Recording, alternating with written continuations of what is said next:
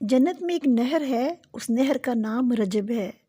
جس نے ماہ رجب میں ایک بھی روزہ رکھا، اللہ تعالیٰ اس جنت کی جنتی نہر رجب کے پانی سے سرا فرمائیں گے، یعنی اسے جنتی نہر رجب سے پانی پلایا جائے گا، اور اس کا ایک روزہ پورے مہینے کے ثواب کے روزوں کے ثواب کے برابر ہوگا۔ جس نے ماہ رجب میں 7 روزے رکھے، اس نے اپنے اوپر جہنم کی 7 دروازے بند کر لیے۔ جس نے ماہ رجب میں 8 روزے رکھے، اس نے جنت کے 8 دروازے اپنے اوپر کھلوا لیے۔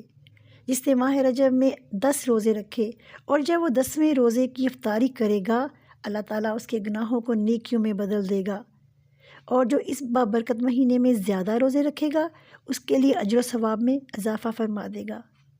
یہ مہینہ ماہ رجب گناہوں کو نیکیوں میں بدلوانے کا مہینہ ہے۔ ماہ رجب اللہ کا مہینہ ہونے سے مراد ہے، آپ صلی اللہ علیہ وآلہ وسلم نے فرمایا، یہ مہینہ مغفرت کے ساتھ خاص ہے۔ اس مہینے میں لوگوں کی جانوں کی حفاظت کی جاتی ہے۔ ماہ رجب کی فضیلت باقی مہینوں پر ایسی ہے جیسے محمد صلی اللہ علیہ وسلم کی باقی انبیاء کرام پر ہے۔